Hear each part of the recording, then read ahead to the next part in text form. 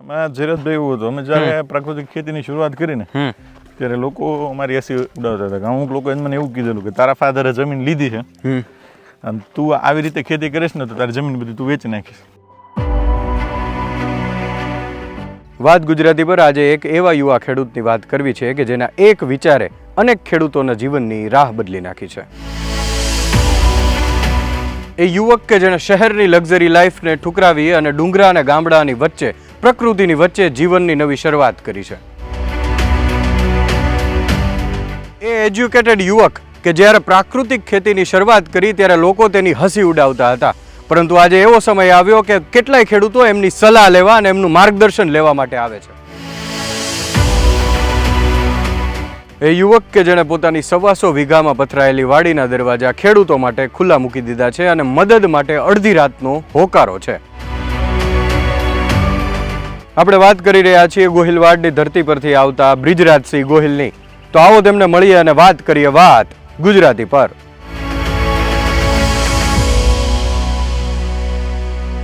મિત્રો, ભાવનગર જિલ્લાના તણસા ગામમાં આવેલા વસુંધરા ફાર્મમાં આપણે છીએ. આપણી સાથે છે બ્રિજરાજસિંહ ગોહિલ. સ્વાગત છે ભાઈ.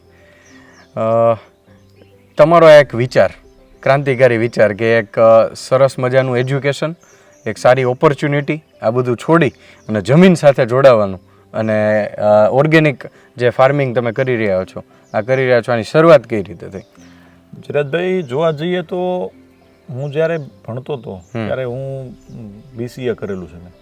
BCA કર્યા પછી અમારો જે ભાવનગરમાં બિઝનેસ છે, અમારા ફેમિલી બિઝનેસ છે, એ બિઝનેસ મેં જોઈન કર્યો હતો. એ ધંધામાં મને ખૂબ આગળ જવાની તક હતી. ધંધો મેં આગળ ડેવલપમેન્ટ કર્યો, પરંતુ ફાધરનું અને ફેમિલીનું એવું કેવું હતું કે મુખ્ય વ્યવસાય તો આપણો ફાર્મિંગ છે. જે બાકી જે બહાર તમે ધંધા ડેવલપમેન્ટ કરો એ આપણા સાઈડના ધંધા. અને પહેલેથી મારા ફાધરની પણ એવી ઈચ્છા હતી કે વર્ષોથી આપણે જે ખેતી કરીએ છીએ એ ખેતી આપણો વારસો આમ નામ જાળવી રાખે. બરાબર. તો શરૂઆતમાં મેં જ્યારે આ ભણતર મારું પૂરું કર્યું ત્યારે મને બહાર બધી જવાની તક હતી. એ તકની સાથે મેં અહીંયા આવવાનું શરૂ કર્યું, જોવાનું શરૂ કર્યું. એટલે મને એવું લાગતું હતું કે આ ખેતી આપણીથી નહીં થાય. જે રાસાયણિક ખેતી, ચૂલા ચાલુ પદ્ધતિથી ખેતી, આપણી ટ્રેડિશનલ ખેતી હાલતી હતી, એ ખેતી મને ખૂબ અઘરી લાગતી હતી. પછી મેં મારી રીતે બધું થોડો ઘણો અભ્યાસ કરી અને મેં બધાની વચ્ચે મારો પ્રસ્તાવ મૂક્યો કે ભાઈ ખેતી જો હું કરું તો આ તમે જે કરો છો એ ખેતી મારથી નહીં થાય. મને મારી રીતે નવો અભિગમ અપનાવવા દો. એટલે સૌથી પહેલું મેં ઘરે બધાને રજૂઆત કરી કે ભાઈ મને ઓર્ગેનિક ખેતી કરવી છે, પ્રાકૃતિક ખેતી કરવી છે. જે ભેંસું છે એની બદલે મારે ગૌશાળા બનાવવી છે. એ ગાયના છાણ, ગૌમૂત્રનો ઉપયોગ કરી અને આ તમે જે વસ્તુ કરો છો એ જ વસ્તુ હું પકવીશ, પણ હું અલગ વેથી પકવીશ. એટલે સૌથી પહેલું મારા માટે કપરા ચડાણ એ હતા કે મારે મારા પરિવારને, મારા ફાધરને આ વસ્તુ ગળે ઉતારવી. એટલે કોઈ સાંભળવા તૈયાર નહોતું કે ભાઈ ખાતર નાખ્યા વગર કે રસાયણનો ઉપયોગ કર્યા વગર પણ ખેતી શક્ય કેવી રીતે થાય, કેવી રીતે લોકોને સમજાવું, કારણ કે એ તો વર્ષોથી કરતા આવતા હશે. વર્ષોથી કરતા હતા. અને સાથે સૌથી મોટો પ્રશ્ન મજૂરનો હતો કે જે આમાં લેબર કે આપણે સાદી ભાષામાં ભાગ્યા કે એ ભાગ્યા જે હતા, મજૂર હતા, એ લોકો તૈયાર નહોતા કે ભાઈ તમારે, એ લોકોએ મને એવું કહી દીધું કે ભાઈ તમારે રાસાયણ ન વાપરવું હોય, ખાતર ન નાખવું હોય તો અમારે અહીં ભાગ નથી રાખવો. એક સમયે મારી પાસે એવા 2 ઓપ્શન હતા, કોઈ પણ એક સિલેક્ટ કરવાનો, કાં પ્રાકૃતિક ખેતી અને કાં માણસો રાખીને ભાગ્યા રાખવા. તો મેં અત્યારે ખૂબ કપરી પરિસ્થિતિ તેમ છતાં મેં ભાગી માણસોની તિતાંજલિ કરી અને મેં મારો જે અભિગમ હતો એની ઉપર હું નિશ્ચિત રહ્યો કે નહીં, મારે જો ખેતી કરવી તો પ્રાકૃતિક ખેતી જ કરવી છે, કોઈ બીજો અભિગમ અપનાવવો નથી.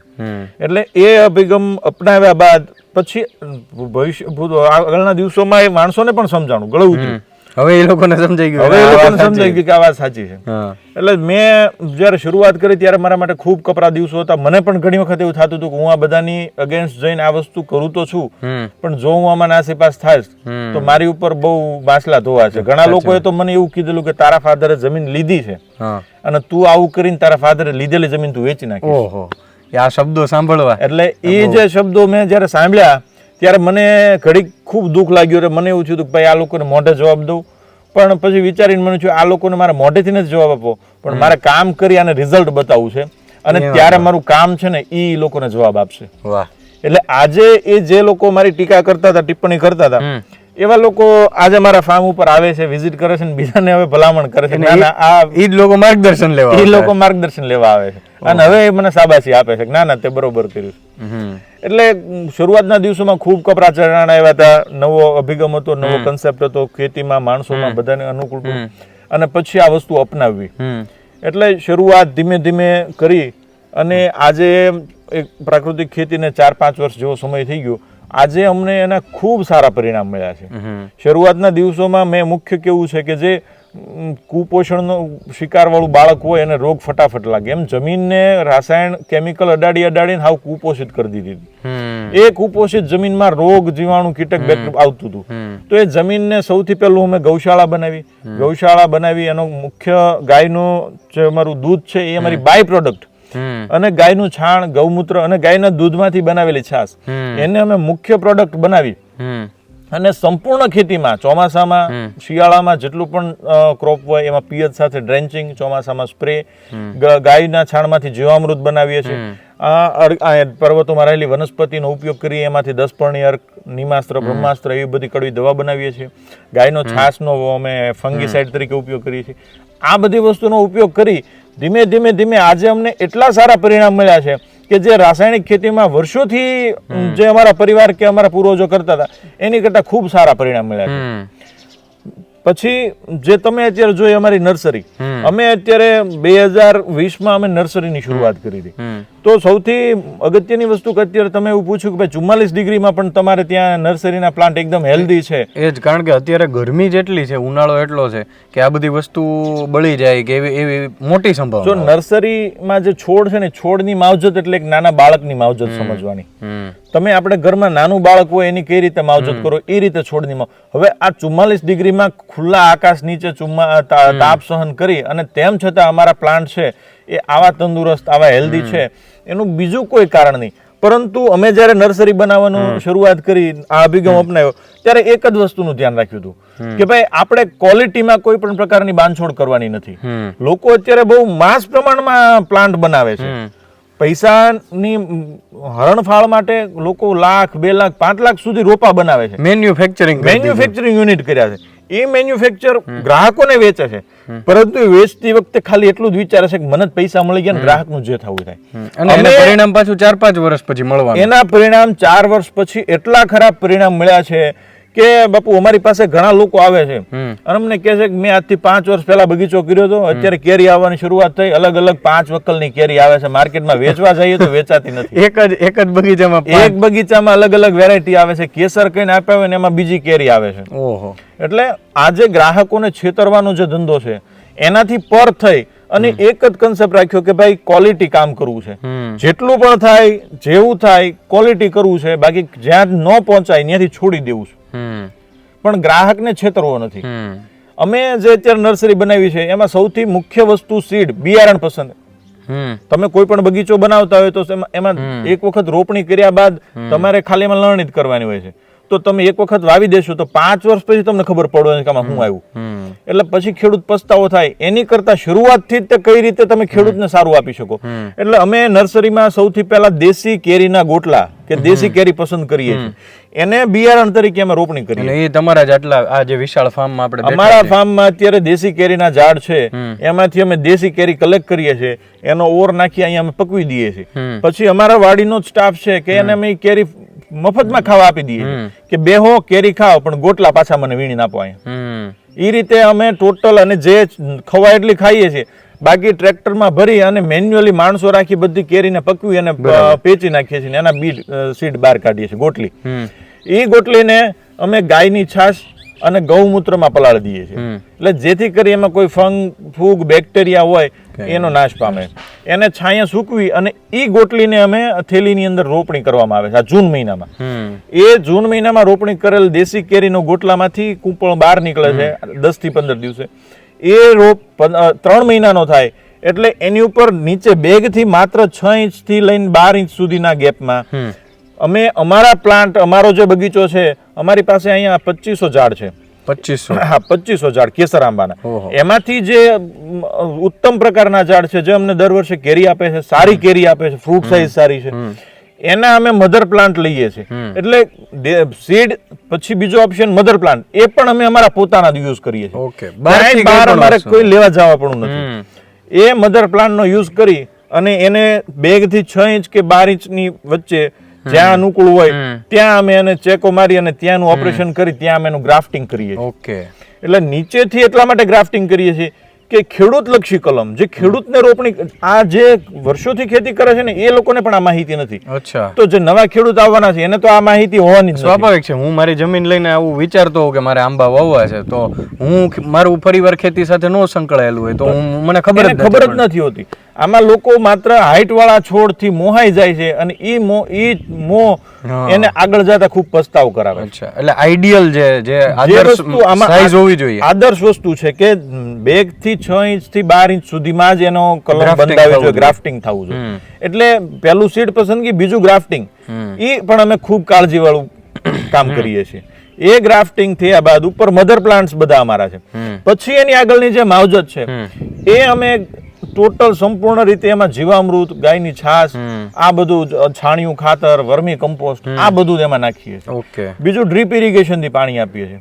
પછી અમારું લોકેશન છે, અમારું ફાર્મ છે, એ કોઈ ઠંડા વાતાવરણમાં નહીં પરંતુ પર્વતોની વચ્ચે છે. અહીંયા એપ્રિલ મે મહિનામાં 40 થી લઈને 44 ડિગ્રી સુધીનું તાપમાન થઈ જાય છે. તમે આજે જોયું કે 44 ડિગ્રી ટેમ્પરેચરમાં પણ અમારી નર્સરીના છોડ એકદમ હેલ્ધી છે. તો એનું બીજું કોઈ રીઝન નહીં, યોગ્ય બિયારણ પસંદગી, યોગ્ય ક્રાફ્ટિંગ અને એની જે માવજત છે, જીવામૃત છે, પ્રાકૃતિક રીતે કોઈ રસાયણ નથી ડરતા. એટલે આ બધી વસ્તુ ભેગી થાય છે. એટલે આજે 44 ડિગ્રી ટેમ્પરેચર, આટલી હીટવેવ હતી, આ હીટવેવની સામે અમારા છોડ ટકી રહ્યા છે. તમે ઠંડા પ્રદેશના રોપા લેશો ને તો તમે ગરમ પ્રદેશમાં લઈ જશો ને તો ત્યાં એના વાતાવરણ સેટ થતા બહુ વાર લાગશે અથવા નહીં થાય. સાચી વાત. તો જ્યારે અમારા અહીંયા 44 ડિગ્રી ટેમ્પરેચર છે તો આ રોપા લઈ જાઓ તમે દુનિયાના ગમે એ છેડે નાખો, અમારો રોપો અમે ગેરંટીથી કહીએ છીએ કે પ્રોપર મેનેજમેન્ટ, પ્રોપર માવજત કરશે. તમે જે માર્ગદર્શન આપ્યું, અમે જે માર્ગદર્શન આપ્યું એ રીતે એ માર્ગદર્શન મુજબ પ્રોપર એની કેર કરશે તો અમે ગેરંટી આપીએ કે 3જા વર્ષે કેરી આવશે ને 4થા વર્ષે ફૂલ પ્રોડક્શનમાં હશે બગીચો. શું વાત છે. અને આ જે આપણા જે તમે કહો છો અહીંથી જે લઈ ગયા હોય જે કલમ, તો એ શું ભારતભરમાં ક્યાંય પણ જે આપણા માધ્યમથી જોડાયેલો જે ખેડૂત કે જે વિચારી રહ્યા છે તો એને મળી જાય? અત્યારે છેલ્લા 5 વર્ષથી અમે કલમ ખેડૂતો સુધી પહોંચાડીએ છીએ.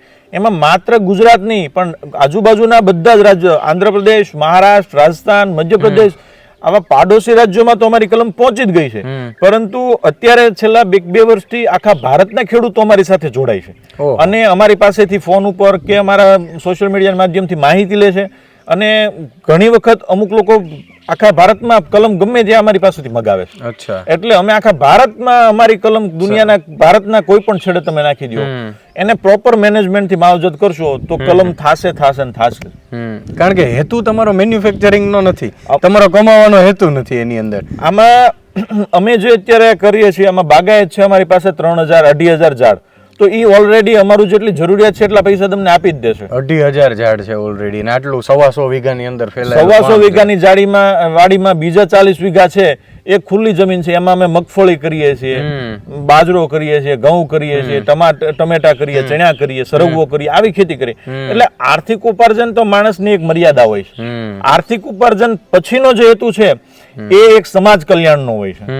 તો હું એવા સમાજ સાથે જોડાયેલો છું કે હું પોતે ખેડૂત પુત્ર છું, હું ખેડૂત સમાજ સાથે જોડાયેલો છું. તો મને એવો વિચાર્યો કે મારે કઈ રીતે આ બીજા બધા જે ખેડૂતો છે કે જે ખેતીમાં હેરાન થાય છે, તમે જુઓ દિવસે ને દિવસે ખેડૂતોની સંખ્યા ઘટતી જાય છે. સાચી વાત છે. એક ખેડૂત પુત્ર હોવાના નાતે મારો એક ફરજ બને છે કે મારે આ વસ્તુને બ્રાન્ડિંગ કરવું, મારે આ વસ્તુમાં લોકો સુધી પહોંચાડવું, લોકોને હું કઈ રીતે સારો એક માર્ગદર્શન આપી શકું. આમાં જયરાજભાઈ અમે બીજા લોકો ખેડૂતો શું કરે, નર્સરીમાંથી પ્લાન્ટ વેચી દે, એને પૈસા આવી જાય એટલે ત્યાંનો હેતુ પૂરો થઈ જતો. પરંતુ અમારો સંતોષ ત્યાં સુધી નથી. અમે ખેડૂતોને કલમ વેચીએ, એ ખેડૂતને પછી માર્ગદર્શન આપીએ છીએ, જ્યાં એને જરૂર પડે ત્યાં અમારો ફોન ઉપર કે કોઈ પણ રીતે કોન્ટેક્ટ કરી શકે, અમારા ફાર્મની વિઝિટ લઈ શકે. અમે ઘણીવાર પ્રવાસમાં હોય તો અમે આપેલા જ્યાં રોપા હોય ત્યાં અમે પણ જો જાતા હોય કે ભાઈ અમે આપેલા રોપા છે એનું આજે કેવું રિઝલ્ટ છે, ત્યાં જઈને અમને એ વસ્તુ જોઈએ ત્યારે સંતોષ થતો હોય. ઘણીવાર કંઈક ઘટતું હોય તો અમે એને ત્યાં માહિતી આપી કે હજી થોડુંક તમે આમાં આ ચેન્જીસ કરો, થોડુંક આવી રીતે કેર કરો.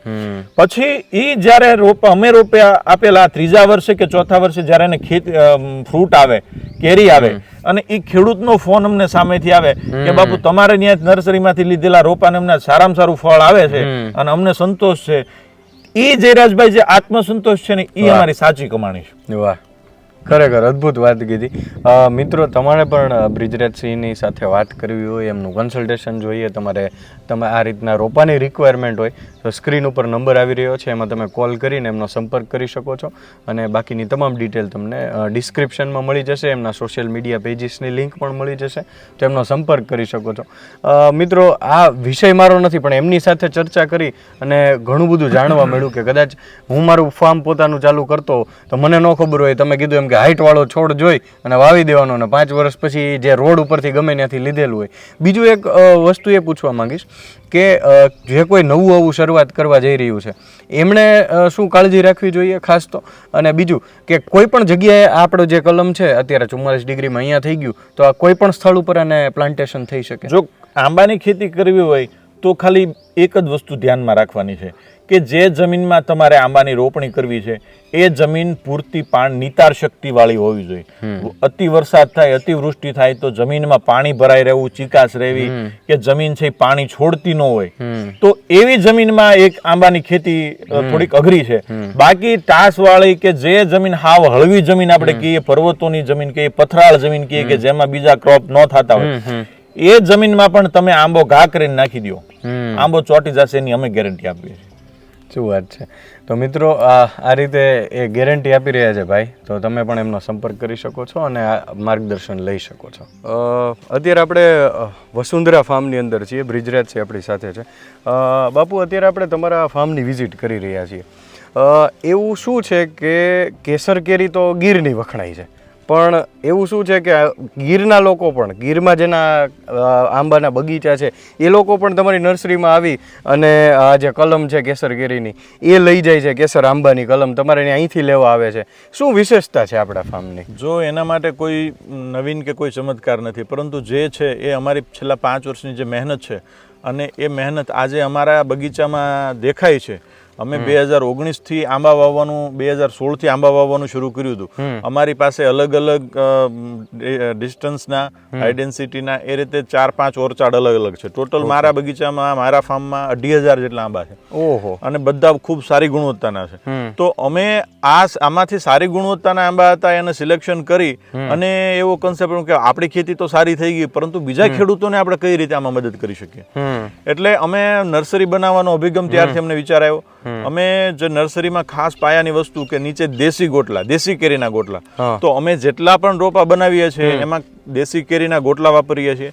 પછી એની ઉપર 3 મહિના પછી સાવ નીચેથી જ 6 ઇંચથી લઈને 12 ઇંચ સુધીનો રોપો થાય ત્યારે એને ત્યાંથી નીચે અમે બોન્ડિંગ કરી અને ત્યાં એનું ગ્રાફ્ટિંગ કરવામાં આવે છે. પછી ઉપર જે ગ્રાફ્ટિંગ કરવા માટેના જે મધર પ્લાન્ટ છે એ અમારે ક્યાંય વેચતા લેવા નથી જવા પડતા, બહારથી અમે લાવતા નથી. જરૂર પડે તો પણ નથી લાવતા, ન મળે તો અમે નર્સરીને ત્યાં ઊભી રાખી દઈએ છીએ. પરંતુ અમારા જે ઝાડ છે એમાં સારી ગુણવત્તાવાળા ઝાડ છે જે અમે ટેગ કરેલા છે, એના મધર પ્લાન્ટ લઈને જે આંબા અમને દર વર્ષે કેરી આપે છે, સારી ગુણવત્તાવાળી મીઠાશ કેરી આપે છે, એમાંથી જ અમે એના મધર પ્લાન્ટ સિલેક્ટ કરી અને એ મધર પ્લાન્ટને દેશી કેરીના જે પ્લાન્ટ છે એની ઉપર લગાડી અને સારી જાતની કલમ બનાવવામાં આવે છે. અત્યારે તમે પાછળ જોવો છો આ નર્સરીના આજે અત્યારે પ્લાન્ટ્સ દેખાય છે, આની અત્યારે આ ઉંમર છે 11 મહિનાથી 12 મહિના જેટલી. જૂન 2023માં આ ગોટલાનું વાવેતર કરવામાં આવ્યું હતું. અત્યારે 12 મહિના જેવો સમય ગયો છે. અત્યારે આ સંપૂર્ણ નર્સરીમાં અમારી પાસે 50,000 જેટલા પ્લાન્ટ છે. 50,000 પ્લાન્ટ. એ ટોટલ એમાં બહારથી એક પણ વસ્તુ નહીં, બહારથી અમે સિંગલ વસ્તુ નથી લાવતા. બધું આપણા જે બધું જ અમારે પોતાના ખેતરનું, અમારા પોતાની વાડીનું જે પ્રોડક્શન છે એનો જ ઉપયોગ કરી અને બનાવવામાં આવે છે. અત્યારે તમે જોઈ શકો છો કન્ટિન્યુઅસ આખી નર્સરી એકદમ યુનિફોર્મ છે. તમે દરેક રોપાની હાઈટ જોઈ શકો છો, 5 થી 6 ફૂટ સુધીના અત્યારે રોપા છે. અને હાઈટ છે એ મેટર નથી કરતી, રોપાની તંદુરસ્તી અત્યારે ખૂબ સારી છે. અત્યારે છેલ્લા આ હીટ સ્ટ્રોક આવ્યા હતા, લૂ આવતી હતી, તો છેલ્લા 10-15 દિવસ અમારી જે વાડી છે એનું ટેમ્પરેચર 44 ડિગ્રી સુધી પહોંચી ગયું હતું. તો આ 44 ડિગ્રી ટેમ્પરેચરમાં માણસને પણ રહેવું મુશ્કેલ હતું. તો ત્યારે આ કુમળી જાત છે એ વાતાવરણની સામે ટકી રહી છે, તો આમાં કોઈ બીજી વસ્તુ, કોઈ સ્પેશિયાલિટી નથી, પરંતુ જે અમારી ગુણવત્તાસભર વસ્તુઓ અમે વાપરી છે એનું પરિણામ છે. અત્યારે જો આમ જોવા જઈએ તો ગીર અને કચ્છ છે એ કેસર કેરી માટે પ્રખ્યાત છે, પરંતુ અત્યારે છેલ્લા 2-3 વર્ષથી ગીર અને કચ્છમાં પણ અમારા રોપા જાય છે. એ લોકો એવું કહે છે કે તમારા રોપા જે આવા ઊંચા ટેમ્પરેચરમાં ઉછર્યા છે, 42 થી 44 ડિગ્રી ટેમ્પરેચરમાં તમારા રોપા ઉછર્યા છે, તો એને બીજે ક્યાંય આનથી ઊંચું ટેમ્પરેચર મળવાનું નથી, એટલે આ રોપાને કોઈ તકલીફ થવાની નથી, જે બીજા ઠંડા વિસ્તારના રોપાને તકલીફ થાય છે. એટલે નર્સરીમાં બીજું મારે ખાસ કોઈ કહેવાનું રહેતું નથી, પરંતુ જે છે એ અહીં મારા ફાર્મ, મારા બગીચા અને નર્સરી, જે લાઈવ વસ્તુ જોશો, ડેમો છે, એ જ અમારી સાચી પબ્લિસિટી છે. અમે આજ સુધી ભૂતકાળમાં ક્યારેય કોઈ માર્કેટિંગ કર્યું નહોતું, પરંતુ અહીંથી જે રોપા લઈ ગયા હતા એ રોપાના રિઝલ્ટ આજે આવી ગયા છે. તો એ રોપા વેચીને અમને સંતોષ નથી થયો, પરંતુ એ રોપા અમે વેચ્યા અને જ્યારે એની ઉપર ફ્રૂટ આવ્યું, કેરી આવી, ત્યારે એ ખેડૂતોના અમને ફોન આવે, અમને રિવ્યુ મળે કે ના ભાઈ તમારા રોપાનું ખૂબ સારું ઉત્પાદન છે. જે અમને એ સારા પોઝિટિવ રિસ્પોન્સ મળે છે એ જ અમારો સાચો આત્મસંતોષ છે.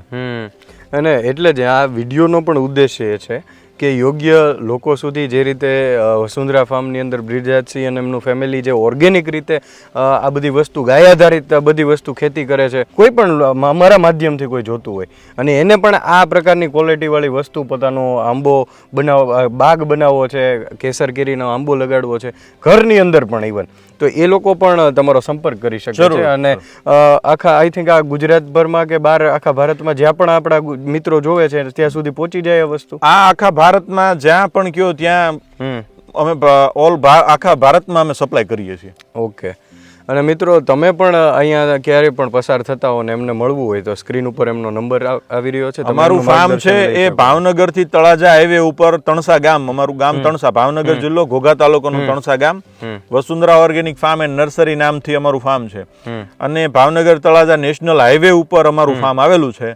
એટલે અહીંથી ક્યારેય કોઈ ખેડૂત કે કોઈ વિઝિટર્સ પસાર થતા હોય તો અડધી રાત્રે પણ અમારા ફાર્મના દરવાજા ખુલ્લા છે. કોઈ પણ વિઝિટર્સ, કોઈ ખેડૂત મિત્રોને કાંઈ પણ માહિતી જોતી હોય આંબા વિશે, બાગાયત વિશે, નર્સરી વિશે, તો ગમે ત્યારે અમારા ફાર્મની મુલાકાત કરી શકે છે અને ગમે ત્યારે વસ્તુ જોઈ શકે છે. ખેડૂત પ્રવાસ કરશે, જોશે, પ્રદર્શન આ બધું જોશે તો જ એને મગજમાં સાચો કન્સેપ્ટ ગળે ઉતરશે. બહુ સાચી વાત છે. હા, બીજું આનું રિઝલ્ટ છે એ આ અમારું જે પ્રાકૃતિક છે ને એનું રિઝલ્ટ છે.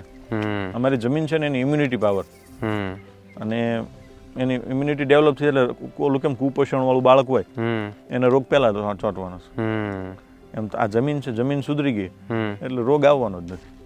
રોગ આવવાનો નથી એટલે ઓટોમેટિક છોડ સારો થવાનો છે. બહુ. અને આનું પાણીનું શું કહેતા હતા તમે? પાણીનું કઈ રીતનું છે? આપણે પાણી અમારી પાસે અત્યારે 4 કલાકનું પાણી છે. ખાલી 2500 આંબા છે, 50,000 છોડ નર્સરીમાં છે. છતાં 4 કલાક રોજ માત્ર 4 કલાક પાણી આવે છે. તેમ છતાં આખા ફાર્મમાં તમે જોઈ શકો ક્યાંય તમને પાણીની ઉણપ નહીં દેખાતી હોય. એકદમ બધું ગ્રીન. 42 થી 44 ડિગ્રી ટેમ્પરેચર છેલ્લા 1 મહિનાથી છે. હા. તેમ છતાં અમારી નર્સરી છે એકદમ હેલ્ધી, એકદમ તંદુરસ્ત. તમે ક્યાંય આમાં પાણીની ઉણપ કે કોઈ રોગવાળો છોડ કે તમને કોઈ આમ કચાશ નહીં જોવા મળે. બીજું આમાં તમને ખૂબ બધા કુદરતી કીટકો બહુ જોવા મળશે કે જે પ્રકૃતિનું કામ કરતી હોય. એમ નાના મોટા કીટક એકબીજાને મારવાનું કામ કરતી હોય. મચ્છી આવે તો એની પાછળ ડાળી આવતા હોય, ઈલ આવે તેની પાછળ બીજા ચકલા, બુલબુલ આવી જતા હોય. એટલે આપણે આમાં કઈ ખરેખર કુદરતી સાયકલ જે છે એ સાયકલ અમારા નર્સરીમાં, અમારા ફાર્મમાં અમે રસાયણનો ઉપયોગ નથી કરતા એટલે એ વસ્તુ એક્ટિવ છે. બાપુ, અહીંયા ફાર્મમાં હું આવ્યો ત્યારથી વિઝિટ કર્યું, એટલું સરસ ને પ્રકૃતિ ને બહુ મજા આવે એવું છે. મેં ગીર ગાય જોઈ, ઘણી બધી ગીર ગાય છે, તો એનો પણ તમે દૂધમાં કે એનો પણ બિઝનેસ છે આપણો કંઈ? કે જે તમે ફાર્મમાં આવ્યા તો એ ફાર્મ અત્યારે જે તમને અહીંયા મજા આવી, જે પ્રકૃતિ દેખાણી, અહીંયા તમને વસ્તુ જે પોઝિટિવ દેખાણી, તો એનો મુખ્ય આધાર ગૌશાળા છે. જો કોઈ પણ ખેડૂતને હું એક વિનંતી કરું છું કે તમે એક ખેડૂત પુત્ર છો, સાથે બધા નાનું મોટું પશુપાલન કરતા દો છો, તો બીજું પશુપાલનમાં ગાય, ભેંસું કે બકરા કે બીજું કોઈ રાખવું કે HF ગાય, તો એની કમ્પેરમાં હું એવું કહું છું કે તમે આપણી દેશી જાતની જે ગાય છે, કે આપણો સૌરાષ્ટ્ર પ્રદેશ તો પ્રદેશમાં ગીર ગાય છે, પાંચાળ ગાય છે, પછી ઉપર કાંકરેજ ગાય છે. તો મારું ખેડૂતોને એક વિનંતી છે, ગ્રાહક મિત્રો, કે તમે ગાય, પશુપાલનમાં ગાયનો ઉપયોગ કરો. ગાય છે એ તમને બધી રીતે ઉપયોગી થાય છે. સૌથી પહેલું કે જો ગાયનું દૂધ છે એ તમારા પરિવાર માટે ખૂબ આરોગ્ય પ્રદાન છે. ગાયનું દૂધ ખાતા હશો તો તમારા પરિવારમાં માંદગી ક્યારે નહીં આવે. ગાયનું દૂધ છે એ 0 કોલેસ્ટ્રોલ છે, એટલે તમારા સ્વાસ્થ્ય માટે ખૂબ ફાયદાકારક છે. બીજું, અમારા ફાર્મમાં તમે આવ્યા તો તમે જે ગાયું જોઈ એ ભાવનગર લાઈનની પ્યોર ગીર ગાયું છે કે જે વિસરતી જાતિ હતી. જૂનવાણી ગીર પ્રજાતિ ખૂબ જૂની છે. એનું બ્રીડિંગ અત્યારે ખૂબ ઓછું. ગીર ગાય છે એનું દૂધ છે એ ક્વોન્ટિટીમાં નથી, એ ક્વોલિટી વસ્તુ છે. એટલે લોકો અત્યારે HF તરફ, જર્સી તરફ વળ્યા હતા. તો અમે એની બદલે ખેડૂતોને એક એવું સમજાવીએ છીએ કે તમે એ ક્વોન્ટિટી વસ્તુ છોડી દો. ગીર ગાયનું દૂધ છે એ સ્વાસ્થ્ય માટે ફાયદાકારક છે. બીજું, અમારી ગૌશાળામાં ગીર ગાયનું દૂધ છે એ મહત્વનું નથી, એ બાય પ્રોડક્ટ છે. અચ્છા. અમારી ગૌશાળામાં જે ગાયનું છાણ છે, ગૌમૂત્ર છે, ગાયના દૂધમાંથી બનાવેલી છાશ છે, આ ત્રણેય વસ્તુનો અમે ખેતીમાં ખૂબ ઉપયોગ કરીએ છીએ. જે ચોમાસા વર્ષ દરમિયાન અમને 2-3 લાખ રૂપિયા અમારું ખાતર ને દવાનું બિલ થતું હતું એગ્રોનું ભૂતકાળમાં. અમે જ્યારથી ગૌશાળા શરૂ કરી છે, અમે ગાયનું છાણ, ગૌમૂત્ર, છાશ આ બધું વાપરવાનું શરૂ કર્યું, એટલે અમારું એ બિલ 0 થઈ ગયું છે. ઓહો. એટલે સૌથી પહેલો ફાયદો કે અમને અમારી જે ઉત્પાદન થાય છે, પ્રાકૃતિક કૃષિથી જે ઉત્પાદન, એનું અમને પડતર કોસ્ટ ખૂબ નીચી આવે છે. બીજું, ગાય આધારિત ખેતી કરવાથી ઉત્પાદન ખૂબ સારું રહેશે. અચ્છા. અને ખર્ચ ઓછો અને પ્રોડક્શન વધારે. ત્રીજો મુદ્દો કે આ પદ્ધતિથી પકવેલું જે અન્ન છે કે અનાજ છે કે કોઈ પણ પ્રોડક્ટ છે, કેસર કેરી છે, એના ભાવ રેગ્યુલર કરતા અમને વધારે સારા મળે છે. એટલે પડતર કોસ્ટ નીચી, વેચાણ કિંમત ઊંચી, વચ્ચેનો નફાનો ગાળો વધી ગયો. એટલે વચ્ચે બીજાની કમ્પેરમાં અમને નફાનો ગાળો મોટો મળે છે. અને એથી વધારેની એક આગળની બાબત કહું તો આ પદ્ધતિથી અમારી જમીનની ફળદ્રુપતા વધી છે. અમારી જમીનની ઇમ્યુનિટી પાવર, રોગ પ્રતિકારક શક્તિ એ ખૂબ સારી થઈ ગઈ. જમીન અમારી ફાલે થઈ ગઈ છે. અમારી જમીનમાં અત્યારે તમે વાડીમાં જોશો તો બાકી બધે ચોમાસામાં અળસિયા દેખાય. અમારી જમીનમાં અત્યારે જ્યાં પાણી શરૂ છે, અત્યારે અમે જોઈએ ને તો અત્યારે અમને ઉનાળામાં અળસિયા દેખાય છે. અત્યારે અમારી જમીનમાં ખૂબ બધા પ્રકૃતિ આવી ગઈ છે. મધમાખી ખૂબ છે, બીજા પક્ષીઓ, ઇકોસિસ્ટમ આપણી જે છે સાયકલ, એ આખી સાયકલ એક્ટિવ થઈ ગઈ છે. એટલે ગૌશાળાને માત્ર ગાયનું દૂધ નહીં પરંતુ છાશ, ગૌમૂત્ર, જીવામૃત એ બધો ઉપયોગ અમે ખેતીમાં કરી અને અત્યારે અમારે જેટલા પણ આંબા છે એ બધામાં એનો છંટકાવ કરવામાં આવે છે. ચોમાસા દરમિયાન અમે 3 વખત જીવામૃત અને છાશનું ડ્રેન્ચિંગ કરીએ છીએ, ઉપર સ્પ્રે કરીએ છીએ. એનાથી આંબા ઉપર કોઈ પણ પ્રકારનો ગળો, મધ્યો, કોઈ રોગ આવતા નથી. બીજું કે જ્યારે ડિસેમ્બરમાં આંબામાં ફ્લાવરિંગ થાય છે, આંબા ફૂટે છે, એ આંબા ફૂટ્યા પછી અમે એમાં ટોટલ ગાયની છાશનો સ્પ્રે કરીએ છીએ. એટલે જેટલું પણ ફ્લાવરિંગ થયું હોય એમાંથી મેક્સિમમ એનું ફ્રૂટિંગમાં રૂપાંતર થવું. એટલે બાકી બધે શું થાય, ફ્લાવરિંગ ઘણું થાય, પછી કંઈક ને કંઈક રોગ આવે, વાતાવરણની અસર, વાદળા થવા, એટલે એના હિસાબે ફ્લાવરિંગ ખરી જાય છે. એટલે જેથી ખેડૂતોને ઉત્પાદનમાં અસર થાય. જ્યારે અમે ટોટલ ફ્લાવરિંગમાંથી મેક્સિમમ ફ્રૂટિંગ થાય તો એ અમને બધું જ પ્રોડક્શન અમને હાથમાં આવે છે. બીજું, આ પદ્ધતિથી અમે ખેતી કરીએ છીએ એટલે અમારા ઝાડને એ કેરીને આ કુદરતી વસ્તુ મળે છે. પછી એ કેરી એને અમે કાચી ક્યારેય ઉતારતા નથી. પૂરી પાકી જાય, આખા બગીચામાં આંટો મારીએ તો મેક્સિમમ અમને શાંખ દેખાય. શાંખ એટલે ઉપર પાકેલી, પક્ષીઓએ ખાધેલી ઉપર ને ઉપર કેરીનું ડીટીયુ છે એ અંદર બેસી જાય. ઉપર જે ડોટ જે દાણા પડી ગયા કહેવાય દેશી ભાષામાં, દાણા છે એ બ્લર થઈ જાય, ઉપર પૂરો પાવડર ચડી જાય. એટલે સમજો તમે કેરી ઝાડ ઉપર 60% 70% પાકી ગઈ હોય. આ પદ્ધતિ આ સિસ્ટમ થાય પછી જ કેરીનું અમે હાર્વેસ્ટિંગ કરીએ. વેલી ઉતારી લેવાની. વેલી અમે ક્યારે કોઈ પણ ભાવ હોય, ગમે એવા ભાવ હોય, અમે કેરી ક્યારે કાચી ઉતારતા જ નથી ઝાડ ઉપર. આ ઉપરથી પાકેલી કેરી ઉતારી એને 2 દિવસ અમે સૂકા ઘાસના દાબામાં રાખીએ છીએ. એમાં દેશી પહેલા આપણી ડુંગળી હોય, ક્યાંક ડુંગળી મૂકી દઈએ જેથી એને ગરમી મળે. 2 દિવસ દાબામાં રાખી, ત્રીજે દિવસે એને કાઢી હવા ખવડાવી દઈએ છીએ ખુલ્લી, અને પછી એને બોક્સ પેક કરી અમે એ કેરીનું સીધું જ માર્કેટમાં રિટેલ વેચાણ કરીએ છીએ. અમે રિટેલ વેચાણ કરીએ છીએ એટલે સમજો હોલસેલ તમે માર્કેટમાં એપીએમસીમાં લઈ જતા હોય તો ત્યાં તમને 100 રૂપિયા કિલો કેરીના મળતા હોય તો તમે રિટેલ વેચાણ કરો ત્યાં તમને 200 રૂપિયા કેરીના મળે. તો સારું ઉત્પાદન, વધારે ઉત્પાદન અને ડબલ ભાવ. અને આજે અમે આખા વર્ષ દરમિયાન 1000 થી 1200 બોક્સનું જે પણ ઉત્પાદન થાય છે ટોટલ આંબામાંથી જે પણ ઉત્પાદન થાય છે એ અમે ક્યારેય એપીએમસીમાં નથી લઈ જતા. બધું જ અમે ઉત્પાદન એ રિટેલ માર્કેટમાં વેચીએ છીએ. ઈ ગ્રાહકો અમારી કેરી જે લઈ જાય, અમે અહીંથી પાકી કેરી જ સપ્લાય કરીએ. ગ્રાહક લઈ જાય એટલે અમે એને કહીએ છીએ 5 કિલોનું 10 કિલોનું બોક્સ હોય, ઘરે જઈને ખુલ્લું મૂકી દો. અમારી કેરીની જે સેલ્ફ લાઈફ છે એ 10 થી 15 દિવસ લાંબી હોય છે. ઓકે. જે માર્કેટમાંથી તમે લાવેલી કાર્બાઇડ વાળી કેરી છે, રસાયણ વાળી કેરી છે, એ 1-2 દિવસ 3 દિવસમાં પાકી જાય, બગડી જાય, વાસ આવે. જ્યારે અમારી કેરી જેમ દિવસો વધારે જાય, બહારથી તમને આછી ગ્રીન સાલ દેખાતી હોય, પણ એને તમે સમારો, એને ચાકુ મારો એટલે અંદરથી એકદમ કેસરી અને મધ જેવો મીઠો ટેસ્ટ મળે છે. અને અમે છેલ્લા 5 વર્ષથી 2020 થી આ વસ્તુ શરૂ કરી અને આજે અમે ભાવનગર, રાજકોટ, અમદાવાદ, સુરત અને બોમ્બે આવા ગુજરાતના તો મુખ્ય શહેર ખરા, પણ ગુજરાત બહારના પણ જે મુખ્ય શહેર છે ત્યાં સુધી અમે અમારી કેરી મોકલીએ. વાહ. અને ટોટલ અમે રિટેલ વેચાણ કરતા હોવાથી અમને કેરીમાં પણ ખૂબ સારો સંતોષ મળે છે અને ગ્રાહકોનો ખૂબ સારો રિસ્પોન્સ છે. કેરીની સિઝન અત્યારે પૂરી થઈ ગઈ છે, પણ તેમ છતાં હજી અમારી પાસે ઓર્ડર આવે છે ને એ ઓર્ડર વેઇટિંગમાં પડ્યા રહે. અમારે ગ્રાહકોને ના પાડવી પડશે કે કેરી પૂરી થઈ ગઈ. અમે એમાં પણ અમારો સિદ્ધાંત જાળવી રાખ્યો છે કે અમારી કેરી પૂરી થઈ જાય પછી માર્કેટમાંથી કે બહારથી એક પણ કેરી લેવાની ગ્રાહકો ના પાડી દેવાની, ભાઈ અમારી ક્વોલિટી વાળી વસ્તુ છે, હવે પૂરી થઈ ગઈ, હવે આવતા વર્ષે તમને આપશું. બરાબર. એટલે આ વસ્તુ છે એ અમારો મુખ્ય સિદ્ધાંત છે. વાહ, ખૂબ સરસ કામગીરી કરી રહ્યા છો તમે બાપુ. છેલ્લા ઘણા સમયથી તમે ખેતી કરી રહ્યા છો. આ તમે મને બધી આપણે જે વાતચીત થઈ, આ સિવાય બીજું કઈ રીતે, બાગાયત સિવાય તમે બીજી કઈ રીતે ખેતી કરો, બીજું શું કરો? બાગાયત સિવાય અહીં મારી પાસે બીજી ખુલ્લી 40 વીઘા જમીન છે. એ જમીનમાં અમે ચોમાસામાં મગફળીનું વાવેતર કરીએ છીએ. જેટલી પણ મગફળીનું વાવેતર કરીએ એમાં પણ જે મેં અગાઉ કીધું એમ પ્રાકૃતિક ખેતી પદ્ધતિથી જ કામ કરીએ છીએ, બળદથી ખેતી કરીએ છીએ, મેન્યુઅલ. અને એમાં જેટલું પણ ઉત્પાદન થાય એ બધી જ મગફળી એનું અમે તેલ કઢાવીએ છીએ. એ તેલ અમારા ગ્રાહકો સુધી 15 કિલોના ડબ્બા પેક કરી અને અહીંથી સીધું જ જતું રહે છે. અમે મગફળીમાં ક્યાંય કોઈ પ્રકારનું કેમિકલ કાંઈ નાખતા નથી, રસાયણ નાખતા નથી. એટલે અમે ઓર્ગેનિક પ્રોડક્ટના નામે આ સિંગ તેલનું વેચાણ કરીએ છીએ.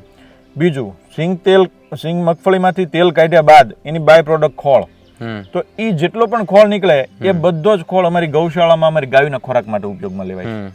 પછી મગફળી કાઢ્યા પછી એમાંથી જે ભૂકો કે સારોલું કહેવામાં આવે, એ ભૂકો એ પણ અમારી ગૌશાળામાં ટોટલ ગાયોને નિરણ માટે ઉપયોગમાં આવે.